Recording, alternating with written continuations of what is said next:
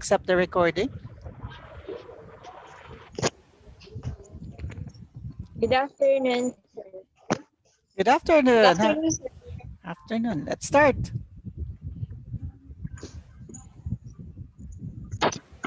Okay po. Sir, I'm Chinese de la Peña. And I'm Gomba Lailani, sir. We are from BPE 302, Nilani.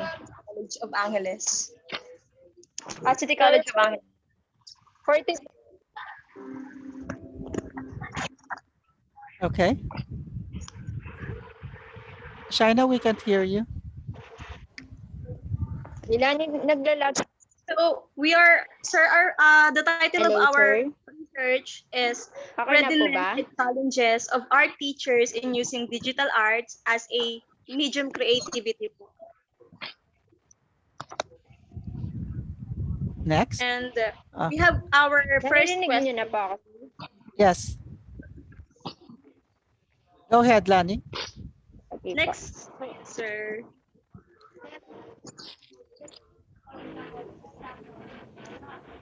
So here's our interview guide po, and we have our first question po. Next po, sir. Sir, for our first Sir, question, so, can you tell me something about tell me yourself? something about Okay. Okay. So you want to know a few things about me. No problem. And well, I guess the age, I am like 120 years old.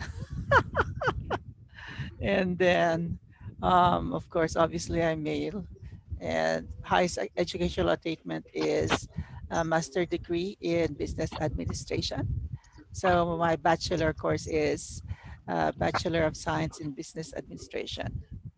And some of my trainings, aside from a lot, would be training methodology 1 and C2 beverages. And I also hold the rank in Scout as master guide and instructor. I have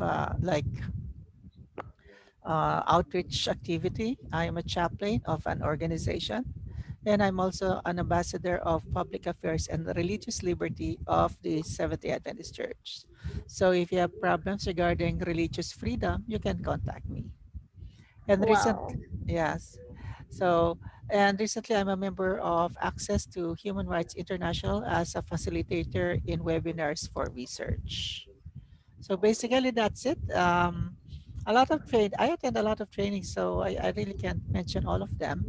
But maybe for this year, I attended around 40 trainings and around 30 webinars for the whole Wow. year. So I can't mention them one by one. So yeah, that's it. That's okay, sir. Okay po, sir. And next po. So for our next question po, sir, how did you start your career in teaching? Oh, okay. That's a good question. If literally as a teacher, I started teaching formally in the education sector at Global Knowledge Academy as an instructor for TVL students, junior college. So I taught baking, I taught food and beverages, and those TVL subjects. I was assigned in Tarlac and in Angeles their school branches. And so far, since 2007 until this date, from 2 schools, they expanded to at least 10 schools around Luzon. So that's where I started teaching. Then I stopped teaching for a couple of years, actually around 5 or 7 years. And then in public school, I started teaching on June 6, 2017 in Angeles City National High School. So that's where my public teaching began in City High, my first assignment. And then after 3 years, I was transferred here, Governor Rafael L. Lizatin Integrated School. So until now, I still teach there. Uh, it's I was transferred around I think January 2020. So I'm just new in this school here. They call it Grilis. Okay. So it's actually named after our mayor's father, Rafael L. Lasatin, Senior. Okay. And through my career, I taught grade 11 and 12 students. So obviously it's senior high school. So I can teach Senior junior high high school. school. Yeah, senior high school. And well, subjects that I taught is quite a variety, from entrepreneurship, media and information literacy, practical research too, investigation, immersion, or inquiries, investigation, and immersion. That's research. Pananaliksik, research in Tagalog. Piling Yes larang, po. if Shaina remembers, piling larang ACAD and TVL. Okay, applied Yes, economics, sir. contemporary arts, organization and management, and the last one would be animation, which is related to digital arts. So I can share Yes, sir. certain things about digital arts. Up. Yes. And Yes, wow, sir. so the question here also states about salary. Well, you can Google the salary of teachers, but I'm already teacher two. So teacher two would be ranging from 24,000 only. Then teacher three, teacher four, and so on and so forth. Yeah, it's just small amount, salary grade. Then or that. Yeah. Hindi, maliit nga yun eh. Secret lang, sir. Pwede niyong i-google yon, mga iba't ibang klaseng salary ng Ah, teacher. okay po. Now, But after, in your case, sir, uh, estimated po. By level po yun na, sir. yes, by level siya. So, example, Ah, pag-graduate ninyo, Mula, oo, pag-graduate ninyo, gusto nyo maging teacher, teacher 1 kayo. Pero pag kumuha kayo ng master units, at least 18, teacher 3 agad. Okay? So magja-jump kayo into go for the 20. master. Mm-mm. So ganun siya. So pag natapos mo, tapos after teacher 3, pag maganda yung performance mo, tumataas yung ranking mo. So tumataas yung sahod. yung sahod, sir. Ayan. So pag pinili yung education sector, kailangan talaga mag-aral kayo after graduation. Mag-masteral, sir, no, agad. Yes. Oo. Yun lang ang chance mo para tumaas yung sahod. Go for master lang. Ilang Yeah. years po yung masteral, sir? 2 years lang? Madali lang? 2 years. And di Oo. ba, Two sir, pag years lang, sir. Oo. masteral po kami sa 2 years, sir, pwede na kami magturo ng college po. Oo. Oo. All around ka na nun. Wow. Mm-mm. Ganun lang Okay, kadali. sir, thank you po. Okay. Okay. That's all, I guess, for this Thank you, question. sir. Okay po. Next question po. So, our next question, sir. What do you understand about digital art, sir? Okay, digital arts. I'm not actually a master or familiar with teaching digital arts. But what I can share with you is my understanding on digital arts.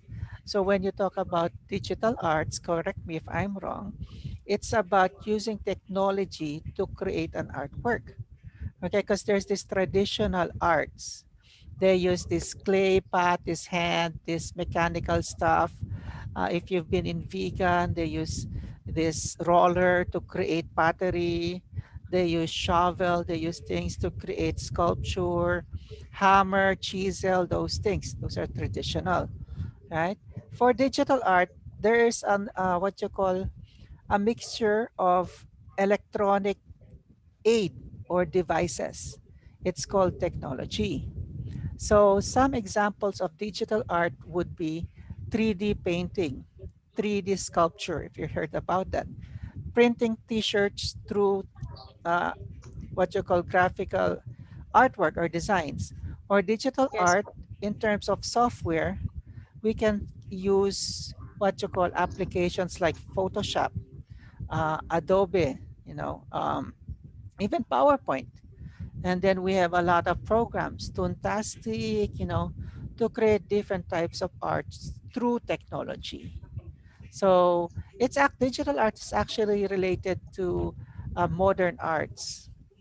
arts for Yes, the yung pinaka parang post uh, 21st century yung mga modern kasi yung mga traditional arts traditional arts can be defined also as using paintbrush, those things. So how do you make ordinary paintbrush into digital arts? They're gonna use what? Power spray. Yon. So nagiging modern na, no? And then yes, sir. the design can be done through the computer. So something like that. So that's Yes. it. Yeah. Thank you, sir. So our next question, sir. Okay. Sir, what do you think are the challenges art teachers may experience in teaching digital art? Oh, okay. Yeah, Ano po yung definitely. mga sa tingin niyo? Oo. Well, of course, if we talk about digital art, based on our understanding, we have to use technology. Okay. The question is, if you're like teaching digital arts, so there should be the availability of technology in the classroom, or at least the student can use. The thing about it is it depends on your current students or where you teach. Okay, for example, I'll give you two examples. First is if you're teaching in the private sector, most likely students would have access to better technology, faster computer, more Yes. applications, Yes po. more dynamic. Yes. So that means teaching in the private sector is easier and you can produce better quality output for the students. Yes, Okay? true. So, for example, nagtuturo ka sa Montessori, pwede silang bumili ng machine, 3D uh, art or 3D design. Imagine that machine, it will create a sculpture based on what you call ceramics and based on using computer. So they can design Yes. they can design a particular art through the computer and then they can print it out through 3D printing and you already have a sculpture. So those are high-end students. Yes, sir. But They do yeah, it. uh, uh, but Yes. the question is, what about if you are teaching in the public school? That's where the struggle begins. Because in the private sector, you don't have problems. They have the money, they have the technology, they have the power to buy. But if Yes, you're sir. teaching, if you're teaching in the public Public. sector, especially senior high school, okay, sometimes college students they can afford because they're working students and everything. Like China, do you still work at Jollibee, That's true, China? sir. No more? Ano, sir? Nag-stop na ako, sir. Nag-stop ka Naging na? stop na po. Opo. Okay. Sir, ang hirap pagsabayan sa college. Oo nga. Kailangan focus, lalo na sa research. Ah, tama, tama. Okay. So, when you're teaching, to continue in the public sector, students don't have three things: the latest technology, internet connection, and the time spending in browsing. So those give the teachers what? Challenges, problems, okay? Especially in Sure. output. That if the student can afford to use, kasi usually internet shop, hindi yan pwede masyado sa digital arts. Paminsan mahina ang klase yun sa internet shop. Paminsan in the public school, mga bata, hindi lahat mayroon a cellphone. Okay lang sa City High, mayayaman yung mga student doon eh. Pero dito sa amin, medyo farmer kasi yung community. Depende sa community. Dito sa school na akin linipatan, ay puro mga farmer ang tao. So would you imagine siyempre bago nila pabili or bilhin yung gadget, ay medyo iba-budget na sa food sa family. So yun ang mga struggles, mga challenges.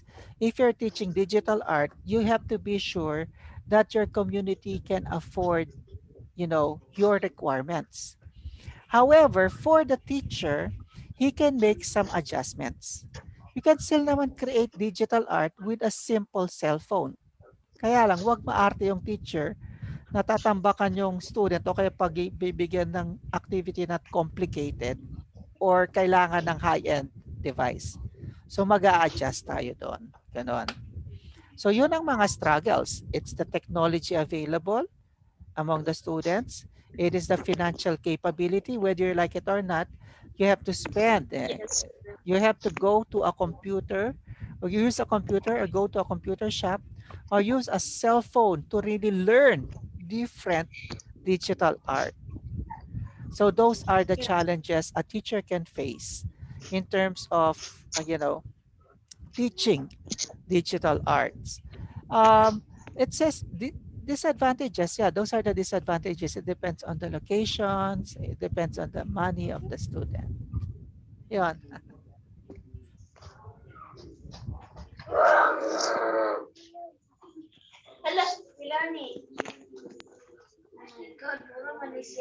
Sir, for next question po, ito na Okay. po yun, sir. Yes.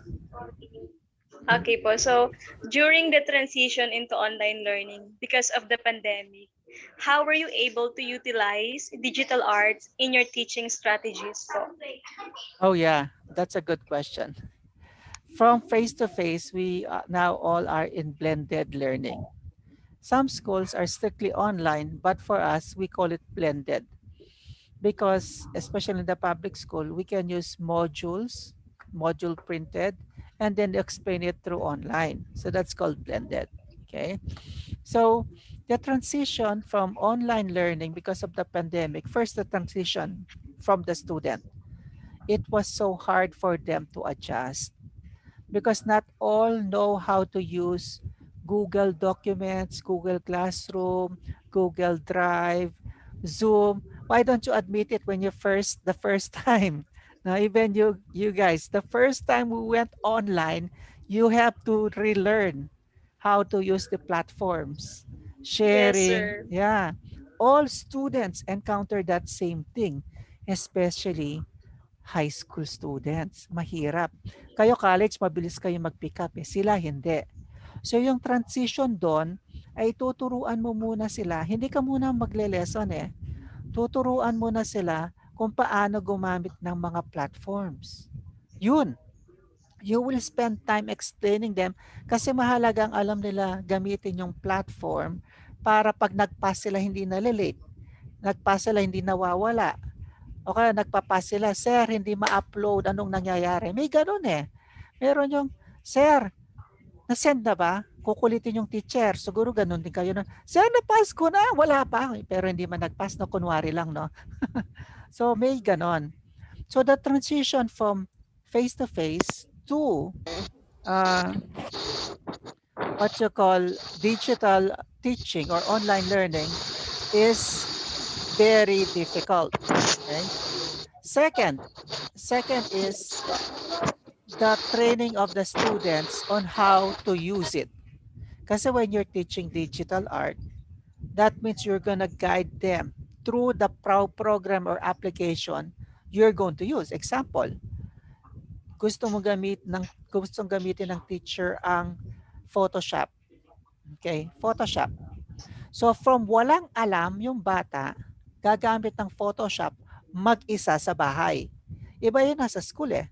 Kung nasa school, mayroon equipment, okay lang. O turo, okay. First, use the open document, Photoshop. Second is, go to the type of brushes. Turo mo. Pero pagdating sa bahay, mayroong gagamit ng cellphone, may gagamit ng mabagal na laptop, may mabilis na laptop, meron nasa computer shop. So mag adjust ka sa learning. Okay? So when you teach Relate na it, relate, sir. oo. When you teach it, meron kang i-group mo sila. Yun ang strategy doon, yung transition eh. So i-group mo yung cellphone users sa isang araw. I-group mo yung laptop users sa isang araw at yung i-group mo yung internet shop users sa isang araw sa isang topic pa lang. Yun ang transition. So that's how we use, that's how we teach it, and then we use digital arts or strategy in teaching digital arts. So yon, i-group mo sila kasi hindi lahat makakasabay at yung paggamit ng platform or yung Opo. application ay hindi siya kapareho sa device. Iba yung itsura sa device, iba yung itsura sa computer. So ihiwalay mo lang sila para makapagturo ka ng maayos at ma-tutor mo sila o kaya ma-facilitate mo yung paggamit ng application at yun ang example ay yung example Photoshop. Ganon. So yun ang struggle when you transition from online learning from face to face. Tapos ito pa yung difficult part. Meron kang lesson plan, di ba? Tayo mga teachers, meron lesson plan. Pero yung pagkaintindi ng bata, iba-iba. Meron, maliban sa mahirap na yung gadget, iba-iba yung gadget, iba-iba yung type of learners. May slow, may medium, may fast. Ayun na naman, Yes po. mag-a-adjust ka. So halimbawa, ginunup mo sila into cellphone, computer shop. So, nagtuturo ka sa cellphone, tatlong bagay na naman iisipin mo. May slow mag-pick up, may mabilis. So, i-group mo na naman sila.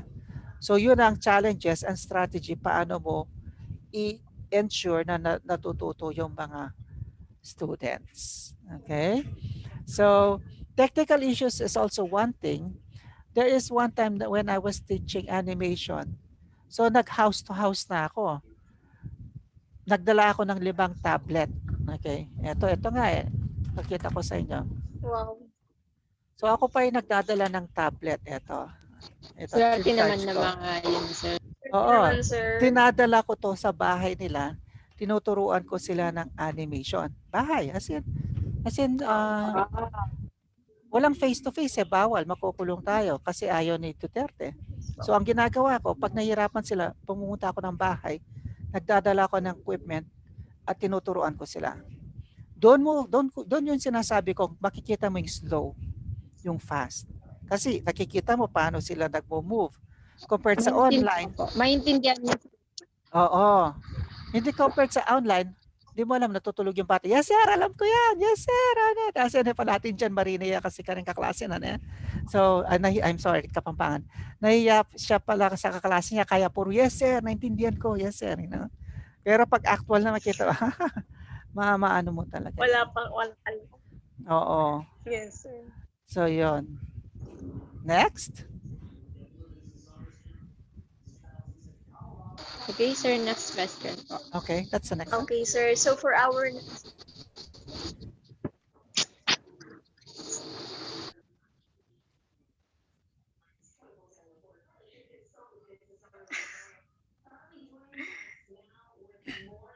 Okay. sir, for our Parang next katag question. lang po ng kanina Oo, na, sir. nasagot ko na to. Oo. So sabi dito, what are the challenges have you noticed on part of students in using digital arts Notice on the as a part creative medium? Yeah. It's how they creative. understand the use of the application or the technology, the techniques. Okay? So those are struggles. Kasi when you're teaching a new program, application, or software, you have to do it step by step. And there are certain computers who don't respond well or who show something different. So those are the struggles. So yeah. Okay. So let's go to the next one. Yes, sir. Okay.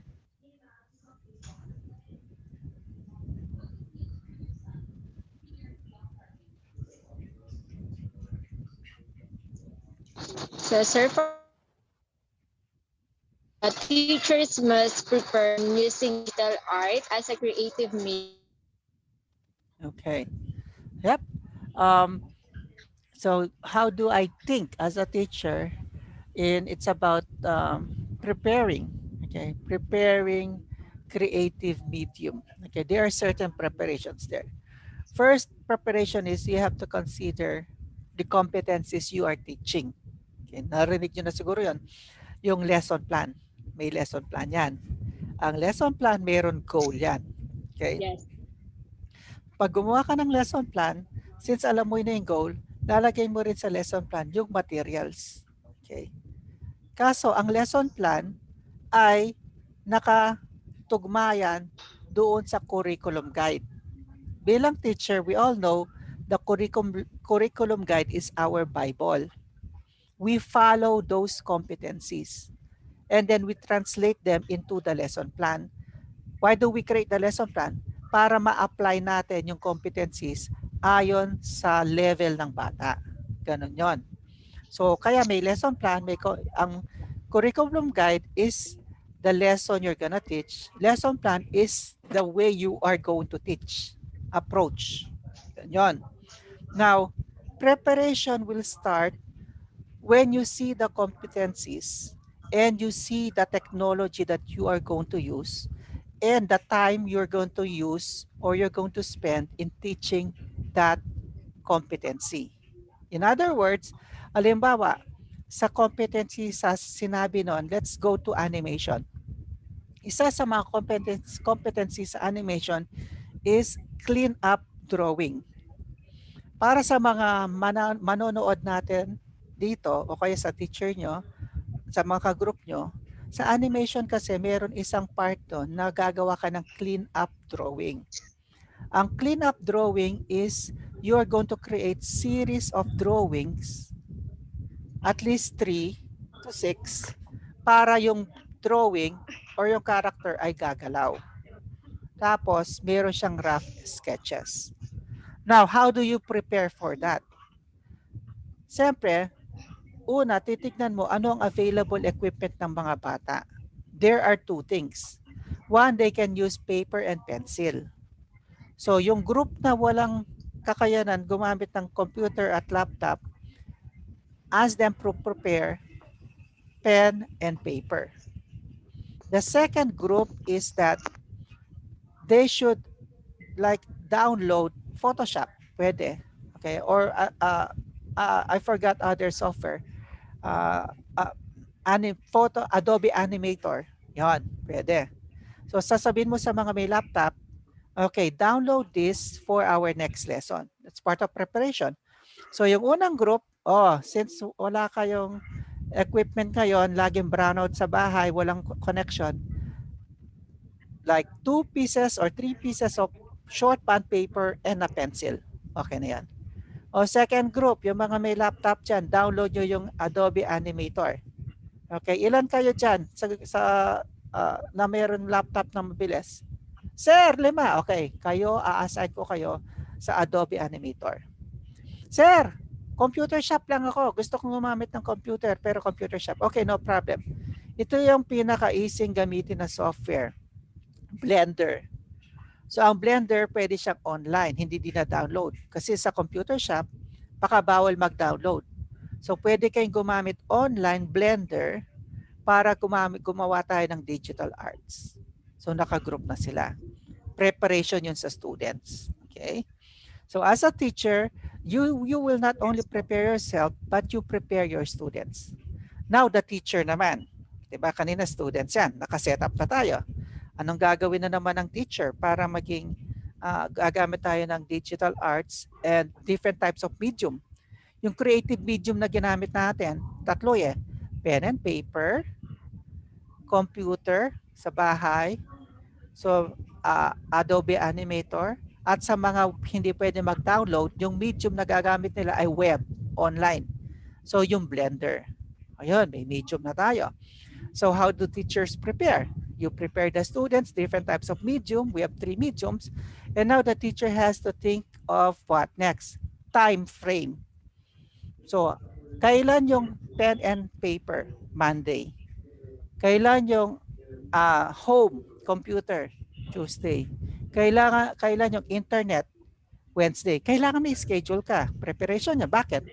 Para naman hindi blanco sila. Sir, walang internet sa Monday. Sir, walang internet sa Tuesday. Kaya nga po, sir. Oo. So, i-schedule Yes. mo sila. Okay, ganito tayo. Lahat ng mga gusto mag-internet, kahit walang computer sa bahay, doon tayo sa Wednesday. Yan, strategy yan. Okay, medium and preparation. And of course, part of kasi meron na tayo dito, meron na tayong strategies, meron na tayong tools, meron tayong technical stuff, training. Siyempre, ang teacher dapat alam niyang gamitin yung Adobe Animation, at yung blender. So you have to know that. Hindi mo pwedeng sabihin, kayo nang bahala basta mag-drawing kayo ng aso o ng pusa. Hindi pwede. So kailangan alam ng teacher kung paggagamit mo yung Adobe Animator or animation, alam gamitin yon. Training. Pag pinagamit mo yung blender, alam ng teacher yung blender. Hindi pwede kayong bahala, college na kayo, marunong na kayo. Hindi. Kasi nga, you facilitate learning. You guide them when they don't know what to do next. So that's what I can share in terms of training, technical stuff, and, tools to use. Yun. Next one. Napakagaling, Yes, sir. sir. Thank you. You're welcome. Yes, Let's go to the next one. yes, sir. So for the next question, sir, wait po. How do you think your preparation in using digital art as a creative medium is effective? Oh, that's a good question. It's true. When you talk about effectiveness, don't forget it means when you say you are an effective teacher, okay? It means you consider the capability of your students to learn in a given situation. Laging ganon. So when you are effective, it means that you consider financial capability of the student, time of the student, and the way they react to technology, the way they understand technology. Okay? So in order for you to be effective, you have to know those three aspects.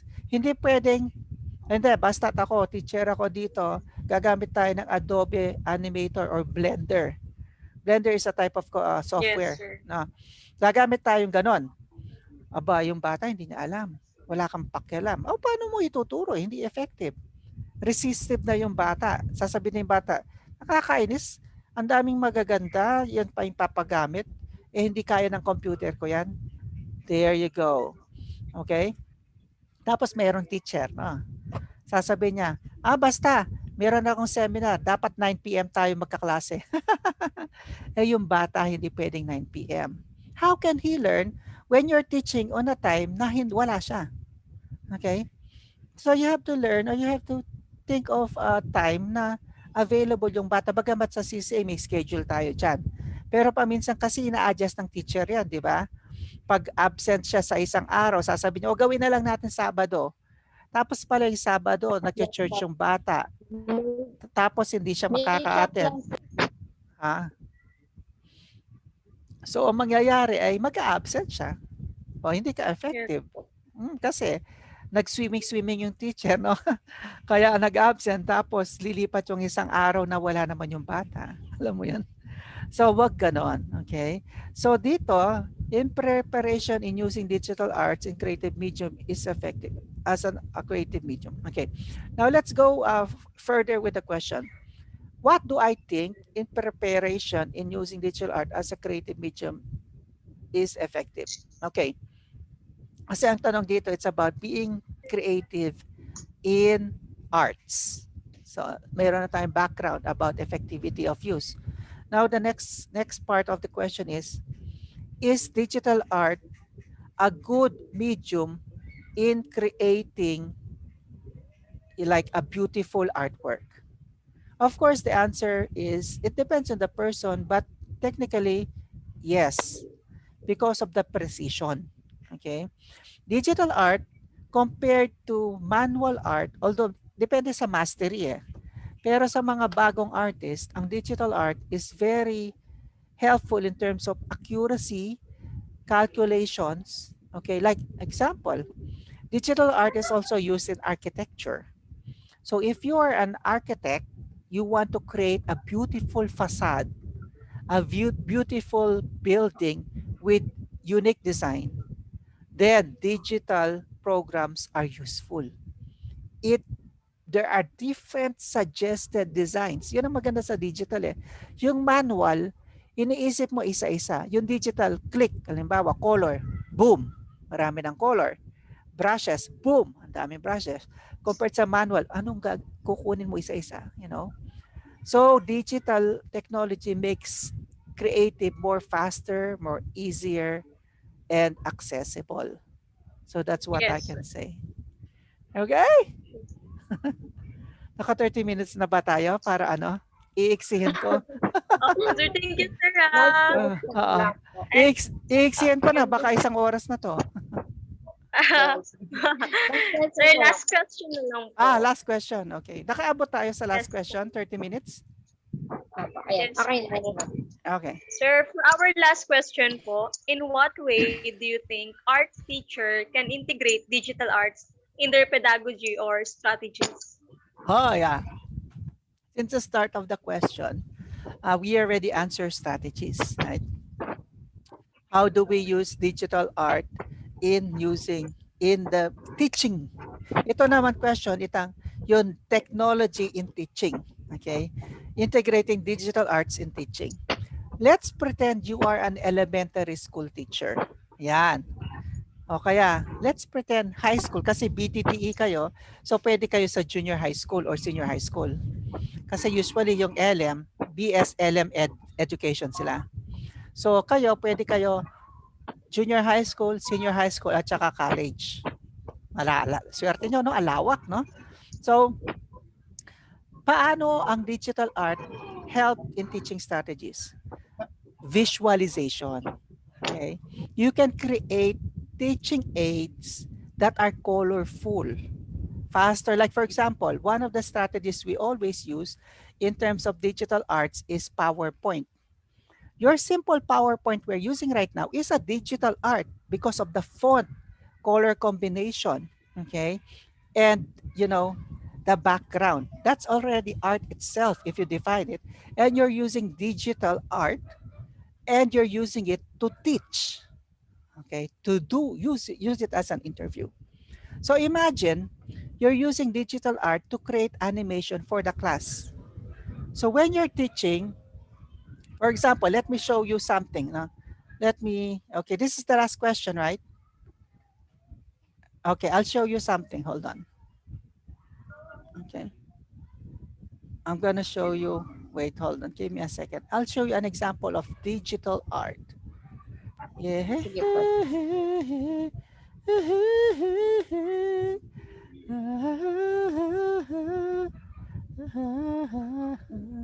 Dali na. Hindi kayo nainip? Hindi po, sir. Hindi, okay. Nakaka-enjoy Magaling po, nga, sir. sir. Hindi mo ko na-miss magturo, Shaina. Yes, sir. Oo. Kahit tulog ako lagi. Hindi. Pala absent ka kanta kasi panay ka magobran eh. Opo, sir. Oo. Puyat As, ko lagi, sir. wapin eh, kasipag kanta. Imagine mo. Grabe. Hindi. Okay, let's go. Let me show you something. Let me go to my library here. Hold on. So, there you go. I'll show you something. It is a combination of digital art and at the same time, technology, pedagogy, and strategies. Okay, here. Pa para pa pa pa para pa pa pa pa. Ito, ito ba? Ito. Let me show you example. Example. I'll show you example. Okay.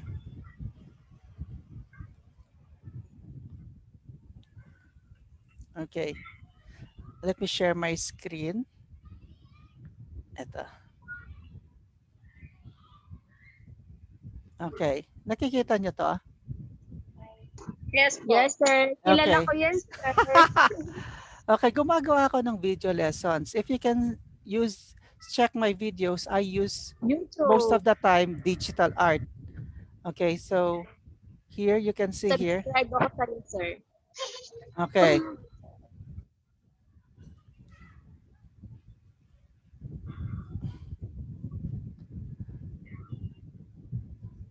Ayan, tignan nyo yung background ko. Paano ako gumagamit ng digital art.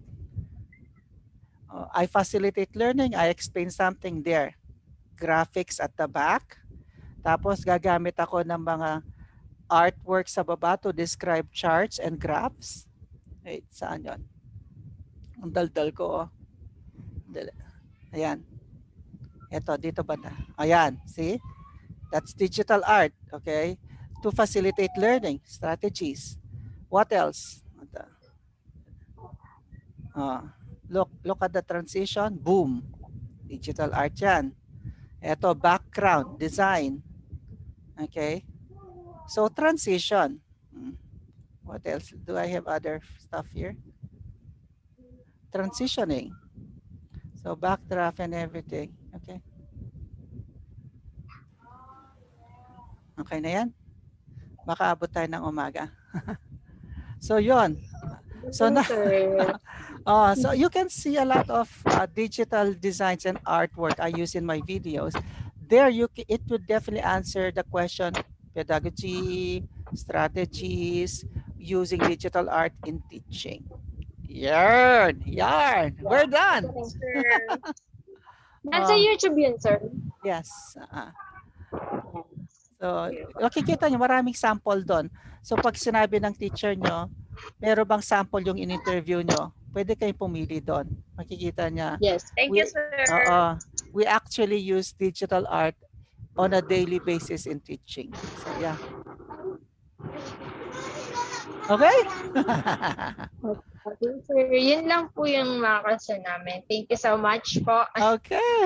Sir, take a plain picture, sir. Okay, picture. Sino magpipicture?